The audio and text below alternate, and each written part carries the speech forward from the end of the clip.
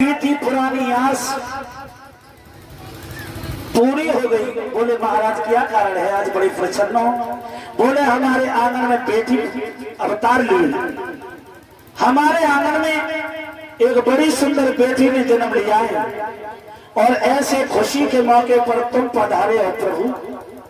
कितनी सुंदर खुशी के अवसर पर तुम पधारे हो और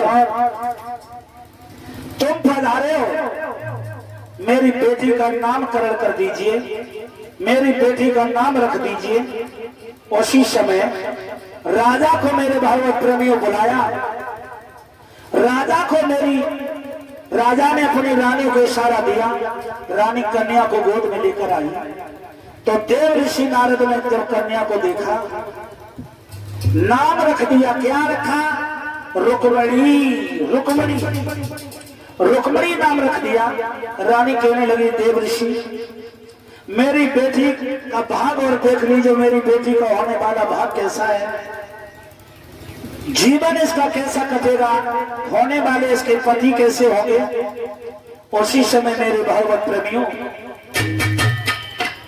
देव ऋषि नारद ने जब हस्तरेखा देखी, आंखें फटी रह गई और नारद कहने लगे रानी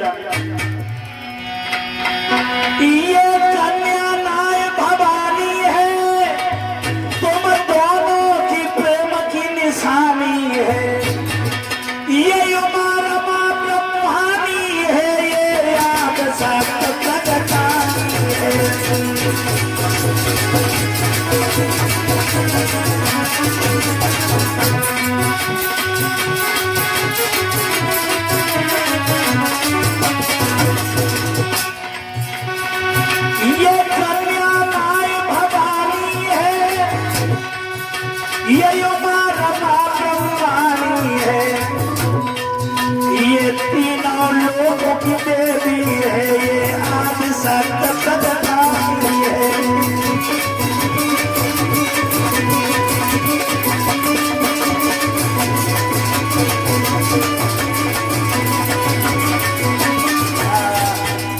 खुले शब्दों में कहा ये कन्या नाम भवानी है, ये आदि सत्य प्रगटानी है, ये उमा रमा ब्रह्मानी है, ये सीता लक्ष्मी का अवतार है। ये कोई साधारण कन्या नहीं महाराज। और इसके होने वाले पति कौन होंगे बताऊं? कौन होंगे? त्रिलोक पूज कहलावेगी और त्रिलोक पूज पर पावेगी, और जो तीनों लोगों के नाथ बने श्री कृष्ण को प्यारी जावेगी।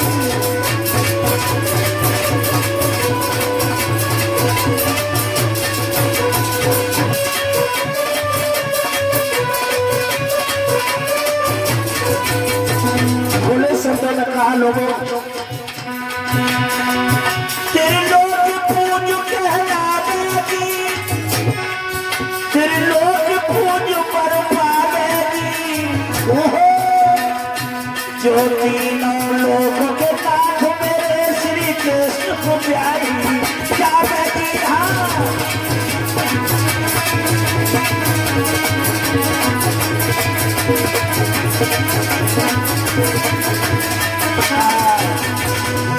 मेरे भागवत प्रेमी खुले शब्दों में कहा त्रिलोक पूज कहलावेगी, त्रिलोकों में इसकी पूजा होगी और त्रिलोक पूज पर पावेगी। जो त्रिलोकी नाथ है वो ही इसके पति होंगे, जो अवतार ले चुके हैं द्वारकाधीश भगवान कृष्ण को ब्याही जाते। तो राजा और रानी बड़े प्रसन्न हुए, राजा और रानी बड़े खुश हुए, बहुत प्रसन्न हुए। राजा रानी जब प्रसन्न हुए, श्री गंगा किनारे बैठे श्री सुखदेव जी बताने लगे उत्तरानंदन परीक्षित, जब धीरे धीरे रुक्मणी सियानी होने लगी, जब सियानी रुक्मणी होती है तो मैया गौरी के मंदिर में पूजा करने लगी। मैया गौरी का स्मरण करने लगी। एक बार मैया गौरी का स्मरण करके लौट रही है, एक महात्मा कुंदनपुर में भिक्षा मांग रहे हैं और गीत गा रहे हैं। क्या के ब्रज भूम में हुआ है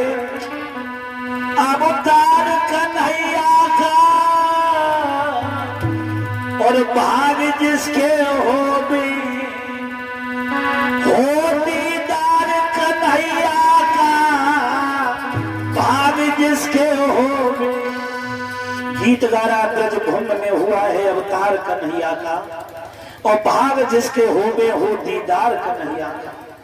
इस लोक से भी क्या है, उस लोक से भी क्या है, और तीनों लोकों में है आधार कन्हैया। मेरे भक्तों, रुक्मणी पास में पहुंच गई, पास में रुक्मणी पहुंच गई और कहने लगी, महाराज बाबा जी ये कन्हैया कौन है, ये कन्हैया कौन है? बोले द्वारकाधीश भगवान है।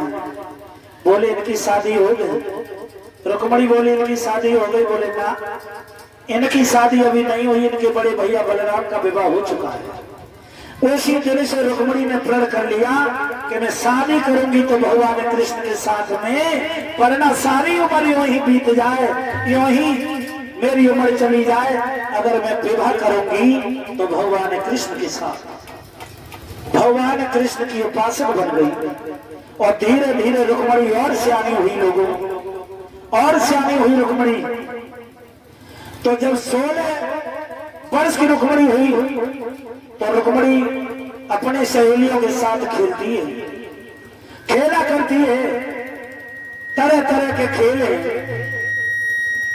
और एक बार रुक्मणी ने खेले खेल में, जैसे छोटी छोटी बहना गोटा गुड़िया में खेल खेला करती थी, ऐसे ही खेल खेलती रही। और खेल ही खेल में रुक्मणी ने अपना सारा सुहाग का श्रृंगार कर लिया। सारा सुहाग का श्रृंगार करने के बाद, सुहाग का श्रृंगार करने के बाद अपनी मैया के सामने पहुंच गई और बोली, माँ मैं कैसी लग रही हूँ? मैया ने जब देखा और कहने लगे, रुक्मणी पागल हो गई तू? कुंवारी लड़की सुहाग का श्रृंगार नहीं करती। क्यों? कुंवारी लड़की सुहाग का श्रृंगार नहीं करती, विवाहिता लड़कियां करती हैं। रुक्मणी कहने लगी, माँ तो मैं भी तो शादी के योग हो चुकी हूँ, जिसने जन्म लिया संसार में विवाह तो सबका ही होगा, माँ मेरा भी होगा। रुक्मणी की मैया समझ गई कि रुक्मणी को संसार की बातों का ज्ञान हो चुका है, अब रुक्मणी का हमें विवाह कर देना चाहिए, रुक्मणी का हमें विवाह कर देना चाहिए। उसी समय मेरे भागवत प्रेमियों बांदी को बुलाया।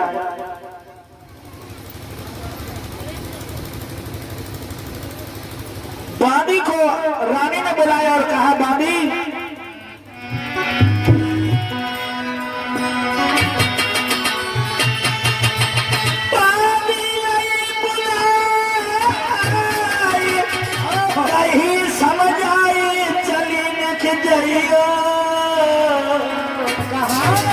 अरे मेरे बालम कौन बाहरी महलन में गुलायो।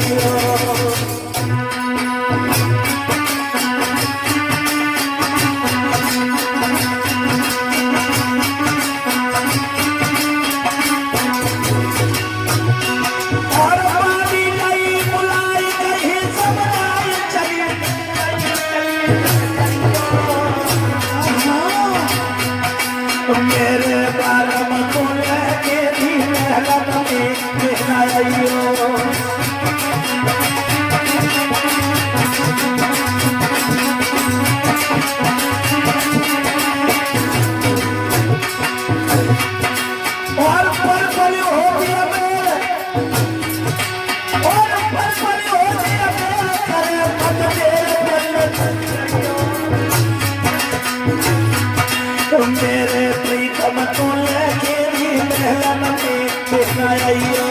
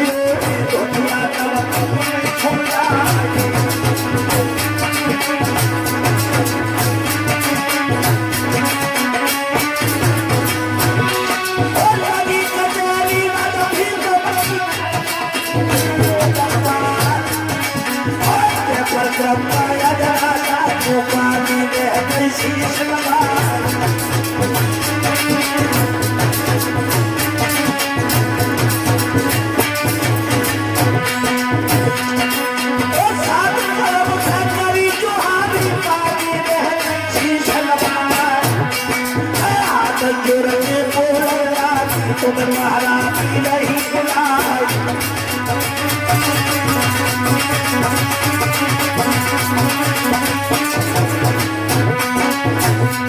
बारी धीरे धीरे छाए तुम्हें महारानी के तुम्हें, बारी धीरे धीरे छाए तुम्हें महारानी के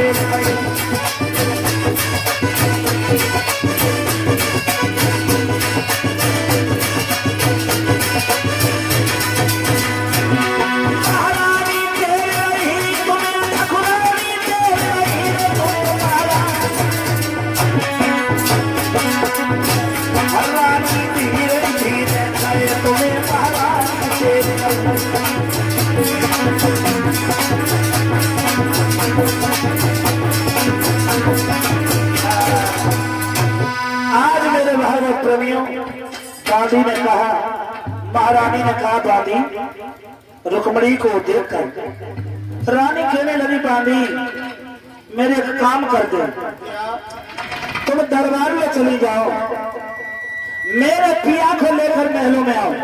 ठीक है, उनसे कह देना दरबार को छोड़कर और चलो महलों में महारानी तुम्हें याद कर रही है। ठीक है, अभी आ लो। मेरे भागवत प्रेमियों, आज उसी समय रानी के कहने पर बांधी खड़ी हुई, महारानी के कहने पर बांधी खड़ी हुई और बांधी खड़ी होने के बाद धीरे धीरे धीरे धीरे दरबार में पहुंची, महाराज को प्रणाम किया, महाराज को प्रणाम किया, महाराज को प्रणाम किया। राजा बांधी को देखकर कहने लगे महाराज बांधी आज तू क्यों आई है, दरबार में कैसे आना हुआ, क्या कोई बात हो गई महलों में? बोले हाँ हाँ, आज तुम्हें महारानी महलों में बुला रही है, महारानी तुम्हें महलों में बुला रही है। उसी समय महाराज ने जब सुना महारानी दरबार में बुला रही, दरबार को बर्खास्त किया, दरबार को बर्खास्त किया और राजा पहुंच गए कहा महलों में, और रानी ने अपने पिया को आते देखा, उठ बैठे, उठ बैठे, सुंदर आसन डाल दिया, अपने पिया को बैठा लिया, सुंदर आसन डाल दिया, अपने पिया को बैठा लिया। हाँ, जब अपने पिया को बैठा लिया, सुंदर पात्र में अपने प्राणनाथ को राजा को जल दिया और जल देने के बाद पास में बैठ गई, मोर पंख की बिजनियां लेके धीरे धीरे विहार करने लगी। राजा कहने लगे एक बात बताओ रानी, आज से पहले तुमने इतनी जल्दी में मुझे कभी नहीं बुलाया, लेकिन क्या कारण है, क्या कारण है जो तुमने आज मुझे महलों में बुलाया है? वैसे तो महलों में मैं आता ही था, लेकिन अब क्या कारण है जो महलों में तुमने मुझे बुला लिया? सोई मेरे भावक प्रेमियों, सोई खुले शब्दों में रानी कहने लगी महाराज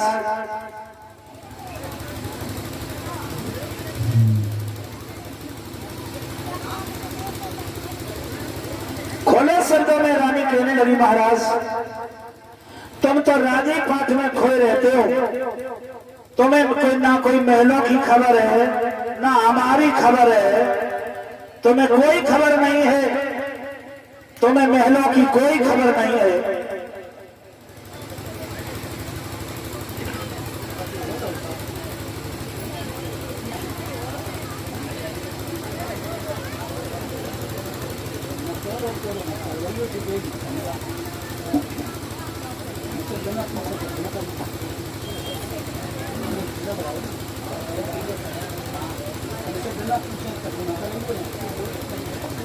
मेरे भागवत प्रेमियों, आज उसी समय खुले शब्दों में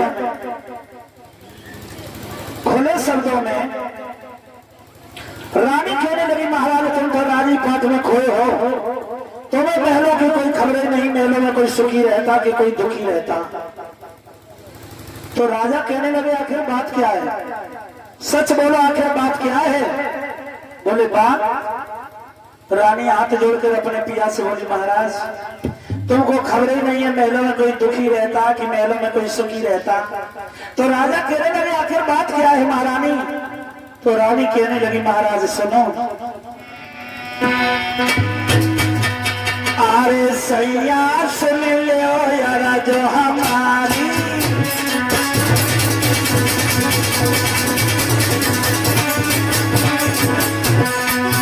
अरे सैया सुन ले यारा जो हमारी, और महल में तेरी बिटिया कुंवारी।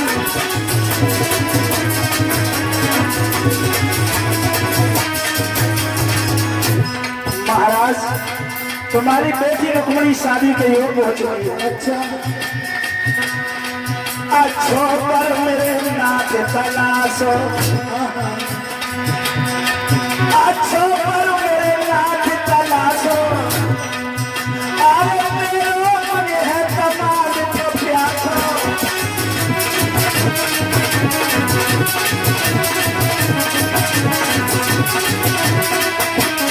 और भैया कहने लगी महाराज बेटी की तो चिंता माँ को होती है, पिता को कहाँ होती है?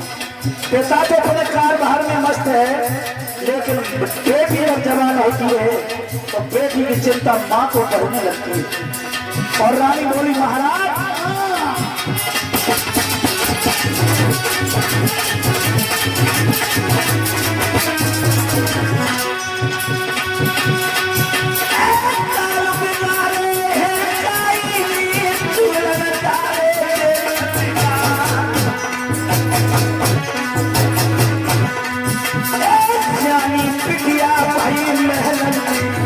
अरे तुमको खबर कछू है ना,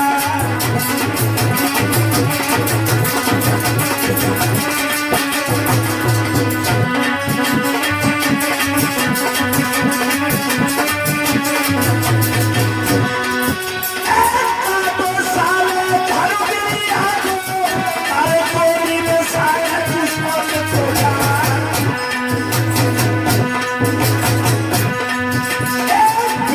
साले मांग पिता, अरे कलियन करेगा फिर सैया।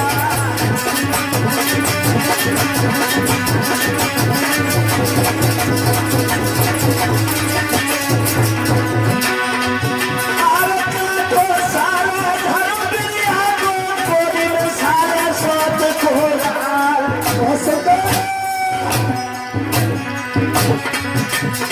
बिटिया सारे माता पिता जो गलियन करेगा फिर सिंगा।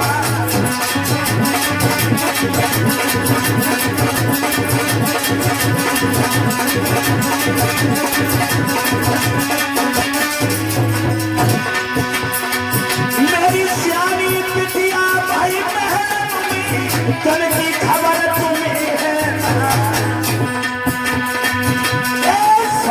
पर मेरे देख की सजना, अरे देवलारो कभी भारत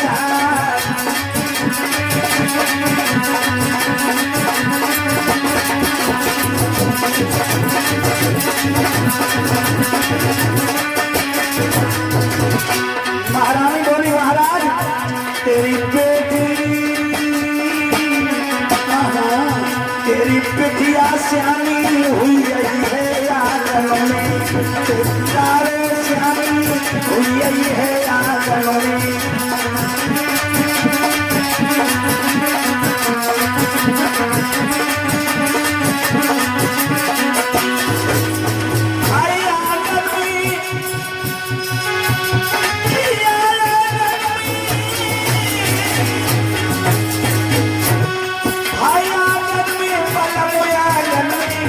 तेरी लाडो तेरी बेटी श्यामी हुई है, तेरी लाडो श्यामी हुई है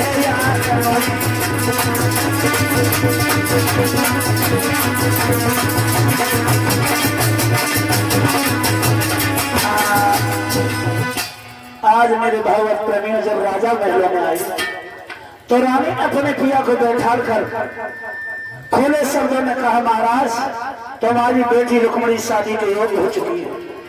सुंदर वर की तलाश करके रुक्मणी की शादी कर दो, क्योंकि तुम तो राजपाट में भूले हो, तुम्हें महलों की कोई खबर नहीं है। बेटी शादी के योग्य हो चुकी है और बेटी की तो चिंता मां को ज्यादा होती है। हाँ महाराज, शादी कर दो। उसी समय महाराज खुले शब्दों में कहने लगे, खुले शब्दों में कहने लगे कि इस घबराने की कोई बात नहीं है, घबराने की कोई बात नहीं है, कोई घबराने की बात नहीं है। अभी नाई और ब्राह्मण को भेज कर, अभी नाई और ब्राह्मण को भेज कर सुंदर वर के तलाश करके और रुक्मणी की अभी शादी कर देंगे। हाँ, रुक्मणी की शादी कर देंगे सुंदर।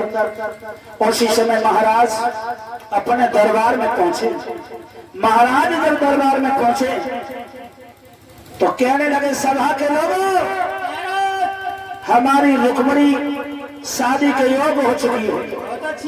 अगर तुम्हारी नजर में अगर कोई सुंदर वर हो मेरी बेटी के योग्य तो कृपा करके हमें बताएं, हम अपनी लाडली की शादी करेंगे। महाराज, हाँ, एक बहुत सुंदर राजा है। कौन है वो? सोनतपुर का राजा है बाणासुर। सोनतपुर का राजा बाणासुर 1000 भुजाओं वाला राजा है। कोई नशा करके तो नहीं बैठे हो तुम लोग? महाराज, हम नशा नहीं करते, लेकिन हमने देख रहे हैं क्यों सुबह से दारू के नशे में नहीं रहता है। वो राजा बड़ा मदरा पी के अपने राज को भी ठीक ठाक नहीं चला पाता। सुबह से दारू की प्याले आते रहते हैं और गरखाओं को नचवाता है, और ऐसे हम शराबी के लिए अपनी बेटी नहीं करेंगे। बहुत अच्छी बात महाराज। हाँ, ऐसे को न करियो महाराज। एक और राजा है, बहुत सुंदर है। वो कौन है? वो मगध देश का राजा जरासंध। लगता है तुम जरूर कोई नशा करके बैठे हो। वो मगध देश का राजा जरासंध 80 साल का बुढ़ा हमारी फूल जैसी रुक्मणी का सुहाग बनेगा। अरे मैं होश में बातें करते तो अच्छी भी लगती, और कोई हो तो तुम्हारी नजर में बताओ। महाराज, हाँ, एक राजा और नजर में आ चुके हैं। वो कौन है? वो हस्तिनापुर के ही पांडव पुत्र युधिष्ठिर। कैसे रहे? ये तो तुम्हारी अभी थोड़ी थोड़ी बात अच्छी लगी। थोड़ी थोड़ी लगी तो कोई बात बता। युधिष्ठिर धर्म के योग्य हैं, लेकिन उनका चचेरा भैया दुर्योधन ने सुई की नोक के बराबर जगह नहीं दे रहा है। भाइयों भाइयों में दुश्मनी हो रही है। ऐसे घर में भी अपनी हम बेटी नहीं करेंगे। और ये बात बिल्कुल सत्य है लोग, जहाँ जिस घर में भाई का दुश्मन सगा भाई हो, वह घर में कभी बहन बेटी को नहीं करना चाहिए। क्यों? एक टाइम का भोजन कभी वो कल से नहीं कर पाएगा। हाँ महाराज, हाँ, एक बात बताओ। दुर्योधन बलवान राजा है, क्योंकि वो 100 भाई हैं और पांडव 5 ही हैं। वो सुई की नोक के बराबर जमीन नहीं देता है, तो फिर दुर्योधन ही ठीक रहेगा, बलवान है। उसकी नीयत में खोट है, उसकी नीयत अच्छी नहीं है। जो अपने सगे भाइयों का हिस्सा अपने भाइयों को ना दे, तो ऐसी गंदी नीयत और नियत वाले को हम अपनी बेटी नहीं करें, ना करें। साफ सुथरी नियत वाले को अपनी बेटी करेंगे। सही है महाराज। हाँ, अब हमारी नजर में कोई राजा नहीं। मेरे भागवत प्रेमी उसी समय राजा।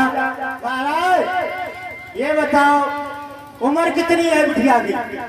उम्र? हाँ हाँ, तुम बताओगे? हम बताएंगे। उम्र है 16 साल की। 16 साल की। लड़का कितनी उम्र का होना चाहिए? 18 वर्ष का। 18? हाँ, 18.5 को नहीं चलेगा, 18.25 को नहीं चलेगा। महाराज, एक काम करो, हम बताएं। क्या बताओगे तुम? उम्र 18 साल की होनी चाहिए, ठीक है? हाँ हाँ, अब आला बता महाराज। हाँ, ओ लाला ने क्यों नहीं है 2 जने? ये 9 साल का जो इकट्ठे करो, 9 दूनी 18। हम कहते हैं ना 18.5 ना 18.25, 18 साल की एक उम्र चाहिए, तो 9 दूनी 18। 18 साल पर हो गई, कर दो शादी, काम खत्म करो, मजा करो। लगता है ये जरूर कोई नशा करके बैठा। तुम्हारा नशा नहीं करी, हमने करो। आज मेरे भाव प्रेमियों, राजा भीष्म का छोटा बेटा बैठा था रुक्मेश, तक ही बांध कर देख रहा था। कहने लगे राजा भीष्म का बेटा रुक्मेश, हाँ पिताजी। तुम हमारी तरफ बहुत देर से तक ही बांध कर देख रहे हो। हाँ बहुत देर से देख रही है। तुम्हारी नजर में अपनी बहन के लिए सुंदर वर हो तो तुम बताओ। पिताजी हाँ, हमारी बहन के लिए बहुत सुंदर वर है। वो कौन है? बहुत सुंदर वर है, अति सुंदर वर है। कौन? महाराज पिताजी, अगर हम उसकी बड़ाई करें तो थोड़ी है, चाहे संजय बड़ाई करें तो थोड़ी है। बहुत सुंदर वर है और हमारा वर बताने वाला या हम बताएंगे वो कोई फेल नहीं कर सकता है। तो फिर बड़ाई करते रहोगे तो कुछ बताओगे भी? बड़ाई करने लायक है वो, इसीलिए बड़ाई कर रहे पिताजी। हाँ, हमारी बहन के लिए बहुत सुंदर वर है, वो द्वारकाधीश भगवान कृष्ण। अरे बेटा, तूने मेरी मुंह की बात मुंह में छीन ली। सवा के लोग तालियां बजा दो, हमारी बेटी भगवान कन्हैया के लिए जाएगी। तालियां बजा, मिठाई खाओ, भरेगा ना वो बेवकूफ है। मेरे भागवत प्रेमियों, तालियों की गड़गड़ाहट सुनकर बड़ा पुत्र रुकम आ गया। पिताजी हाँ, ये सभा में ताली कैसी बजवा रहे हो? रुकम, इन्होंने तो ताली बजाई है और जिस खुशी में तालियां बजी हैं और तुम सुनोगे तो नाचने लगोगे। तब नाचे? अच्छा बताओ। कौन? मैं तो खुशी के मारे झूम रहा हूँ, पूरा हमारा दरबार झूम रहा है। ये बताओ ये ताली क्यों बजी है? तुम्हारी बहन रुक्मणी के बर का चुनाव हो चुका है। किसके साथ में? द्वारकाधीश भगवान कृष्ण के साथ। 11,000 की गिर गई। ये बताओ, ये हाँ। रुक्मणी के बर का चुनाव किया किसने? तुम्हारे छोटे भाई रुक्मेश ने। रुक्मेश ने किया है। और रुक्मेश की तो तुमने बात मान ली। क्यों नहीं मानेंगे? क्यों मानी? जब अच्छी बात छोटे भी करते हैं तो उनकी बातों पर भी ध्यान दिया जाता है। बड़े को तो पहले पूछ नहीं अरे जाता। तुम सुबह से निकल जाते हो जरा समय के साथ, तुम्हारा कोई अतई पता नहीं रहता कहाँ रह जाते हो।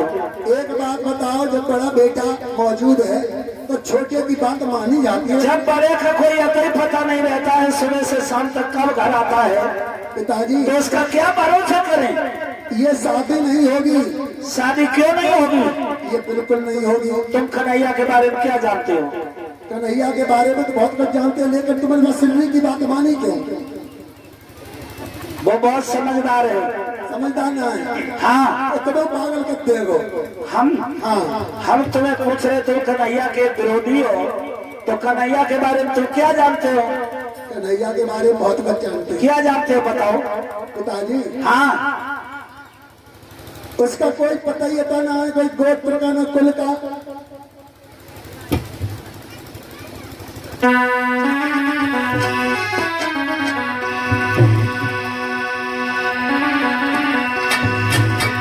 सुनो पिताजी, कि धिक्कार तुम्हारी बुद्धि को, तुम उसे अगोचर कहते हो।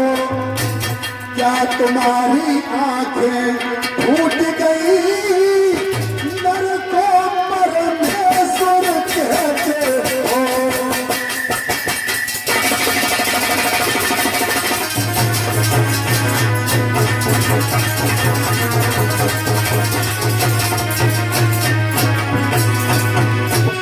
पिताजी उसे पढ़ना हो पढ़ लो।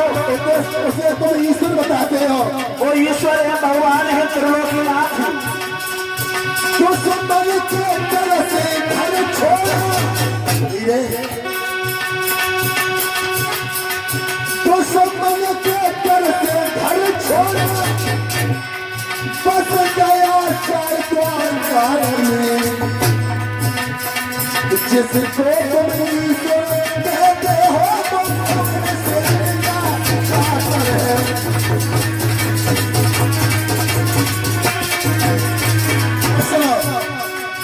अरे 16 साल तक नंद के घर गैल से गुजर चलाता रहा, और ग्वाल वालों का बुला दो, ऊंचा मीठा आता रहा।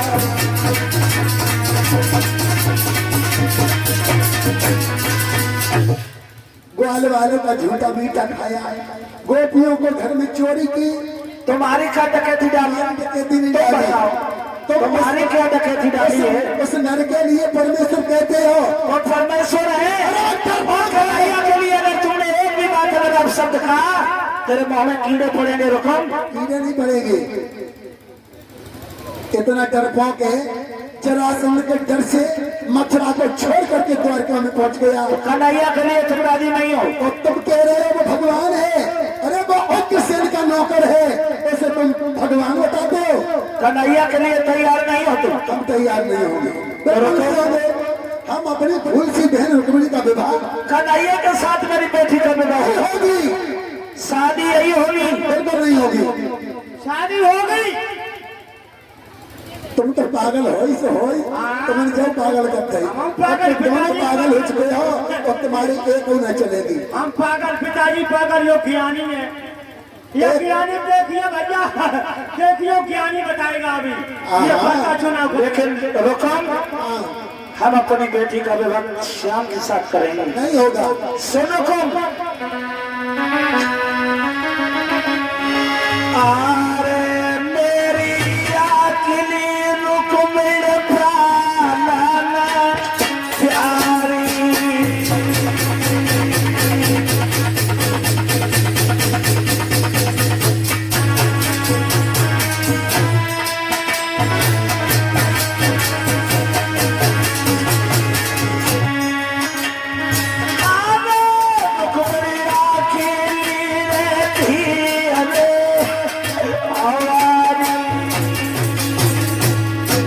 हमारी तो बहनी अकेली, हम क्या करें।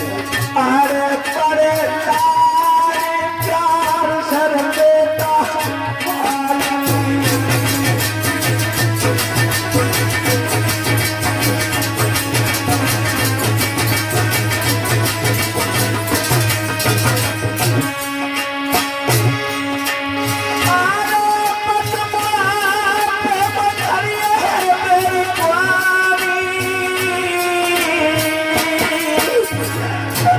खूब रो लो, लेकिन सामने बेटा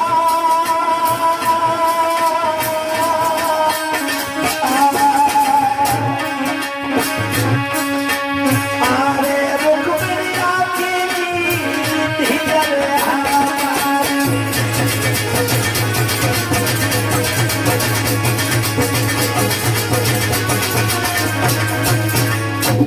मेरी अकेली बेटी रुक्मिणी है पिताजी, और जहाँ इच्छा होगी मैं वहाँ करूँगा। तुम्हारी इच्छा न चलेगी। अब इच्छा तुम्हारी नहीं चलेगी, खूब चली। मेरी भी बहन अकेली है। सब बच्चों को अपने माता पिता अच्छे से पालते हैं, लेकिन पिताजी तुमने भैया की बात मानी है, एक भी बात नहीं चलेगी। और शादी जहाँ हम चाहेंगे वही होगी, क्योंकि हम बड़े भाई हैं। एक बात कहो रुकम, तुम राजी नहीं हो? हम बिल्कुल नहीं राजी तो नहीं। तुम्हारी नजर में अगर तुम्हारी बहन के योग कोई सुंदर वर हो तो तुम बताओ। हम बताएंगे, हम बताएंगे तुम्हें। चक्रवर्ती राजा है, रिश्ते में मेरा साला लगता है, जिसे शिशुपाल कहते हैं, चंदेली का राजा है। देखो रुकम, चंदेली का चक्रवर्ती सम्राट शिशुपाल तुम्हारा साला है। साला है, प्यारा है। और अपनी बहन अपने साले के लिए करोगे? हाँ, जमाना देख के चलो पिताजी, बूढ़े हैं नहीं तो। जिसने अपनी बहन तुझे दी और तू अपनी बहनों से देगा? एक बात बताओ, उसने हमें अपनी बहन दे दी, हम वो सारी जिंदगी तुझसे जीजा कहता रहा, तुझसे जीजा कहेगा? क्या बुराई है हमें? अरे वो हमसे जीजा कहे तो हम बात से जीजा कहेंगे तो क्या बात है? यहाँ की बुराई छोटी बड़ी की कोई बात नहीं। पिताजी तक चुप रहो और हम शादी करने दो। हम शादी अपनी बहन रुक्मिणी का विवाह शिशुपाल के लिए करेंगे, साले के लिए। शिशुपाल के लिए कदाप नहीं होगी। होगी, कोई नहीं रोक पाएगा। होगी। पिताजी सुनो, कितना बड़ो ज्ञानी है। पहले वो जीजा का दो, अब वो जीजा कहिए, अब जुगाता जीजा कहिए, बुगाता जीजा अरे कहिए। मूर्ख जवानों को देख, पिताजी चक्रवर्ती राजा है वो। तुम्हारे चले जाए, हम सुधार। वो चक्रवर्ती राजा है, मूर्ख। एक ही नाम मर गया, पिताजी का शांत कर लो, न जाके भावा ही घेरे जा दे। हमें तो मालूम है पिताजी को मैंने सुनने का था, तू सुन ली। तुम दोनों से भी ये चुके हो। क्या रोक ना जाए? क्यों लड़ रहे हो? साथ हो जाओ दोनों भाई, क्यों लड़ रहे हो आपस में? लड़ाई तो तुम्हारे जैसे ही टुकड़ा कराता है, लड़ाई तुम्हारे जैसे ही घर में फेंट डलवा देते भैया भैया देते, तुम्हारे जैसे तुम्हें लड़ाई करवा रहे हैं। छोटे की बात मान रही, बड़े की बात ही नहीं मान रहे। लेकर रुकुम, मेरे सामने ये रुकुम तेरी चालें नहीं चल पाएंगी, और ये शादी पक्की होगी तो तलवारें चल जाएंगी। अच्छा हाँ, चाहे तलवारें चल जाए, चाहे खून की नदियां बह जाए, लेकिन शादी होगी मेरे साले ससुराल के लिए। आज मेरे भावक प्रेमियों, बूढ़े बाप की एक बात नहीं चली,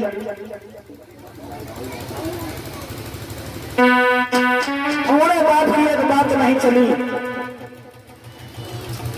और रुकुम ने कागज उठाई, कलम लिखाई, कागज कलम उठाई, अपने साले शिषपाल को पत्र लिखने लगा। और कैसे रुकुम लिख रहा अपने साले के लिए पत्र?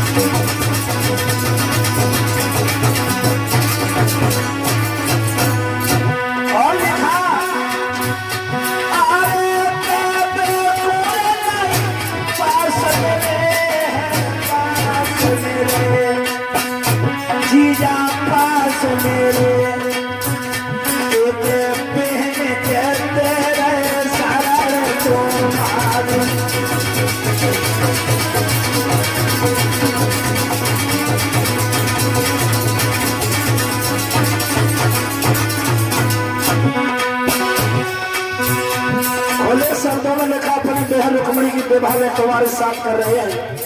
और अंतिम पंक्ति लिखी नीचे रुकुम ने,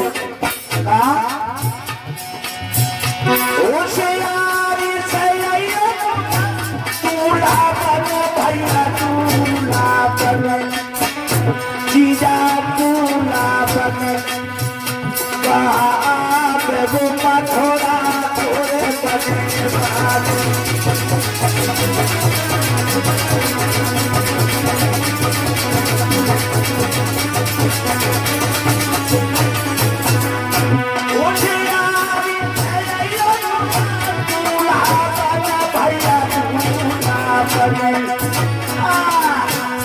भैया तू यशोदा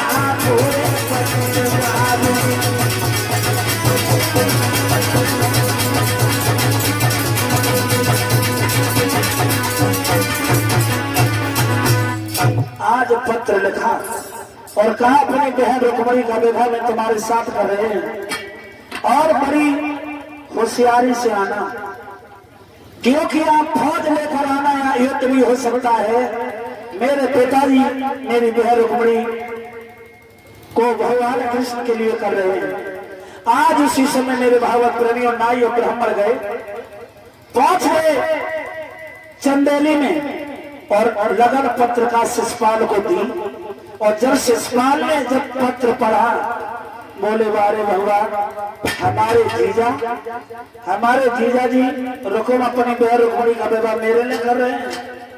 भगवान ऐसे जीजा सबके ही, हाँ बोले भगवान ऐसे जीजा सबके ही हो, तो सब कोई भालो हो।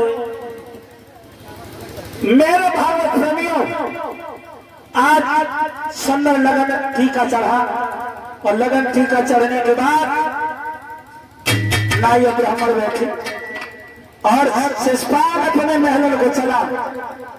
महाराज क्या बात है मंत्री? ओ महाराज, हाँ ये नाव पंडित पिरान पकाया माओ, ये का दक्षिणा दे, कान खाचा दिया लेगा न हुआ या लेगा बेटे, काय की दक्षिणा? अरे लगन लेके आ जाए।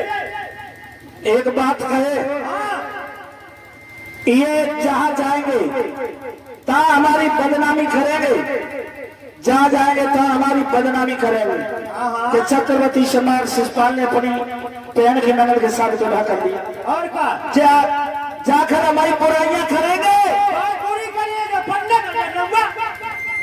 जाकर के एक काम करो, दोनों को एक मौत के घाट उतार दो, जो आगे बदनामी ना मेरी कर पाए। हाँ आओ नाव कप्पा, आओ तुम्हारी आफत आए हो, बहुत दक्षिणा मिले हुआ, पुठरिया बांध के चाहिए घर बैठी हुई कचरा लगा सीधे बैठो सीधे, नाव ज्यादा पर चक्कर में ना बढ़ो। आओ पंडित जी, पंडित जी आओ, तुम तो रोजाना दक्षिणा खूब आए के आओ, 11 चढ़ाओ, इक्याम चढ़ाओ, 55 चढ़ाओ, 56 चढ़ाओ, घोड़ा बन रहे मन आई या जवाहरात मिले चले आए तेज हुआ थे। तुम्हें यहाँ दक्षिणा मिला भैया, तुम करो मजूर करियो मेरा नौका मरेगा पंडित जी, पंडित जी की देख लो है किसी उचकाओ तो सीधे बैठा। मेरे भागवत प्रेमियों, आज राजा चंदेली के राजा शिषपाल ने नारी ब्राह्मण का भी कत्ल कराया है और आगे गए अपने भाभी के पास और बोले भाभी मुझे दूल्हा बना दे, दूल्हा बना दे। हेलो, हाँ रुक जाओ, अरे तसल्ली करो थोड़ी देर और नाव पंडित को निपटाओ, मार के धर दो, रुको तैयारी तो हो जाओ। मेरे भागवत प्रेमियों, आज शिषपाल अपनी भाभी के पास पहुंचा और बोला भाभी तुम हमें दूल्हा बना दो। बोले कहाँ दूल्हा बन के जाओगे? बोले लगन टीका एक साथ भेजा है हमारे जीजा रुक्म ने, अपनी बहन रुक्मणी का विवाह मेरे साथ कर रहे हैं और इसी क्षण बुलाया है। बोले देवर जी क्यों पागल हो रहे हो, क्यों पागल हो रहे हो? वो तुम्हारी बहन की ननद सगी बहन के बराबर है, वो भगवान कृष्ण को अपना मीत मान चुकी है।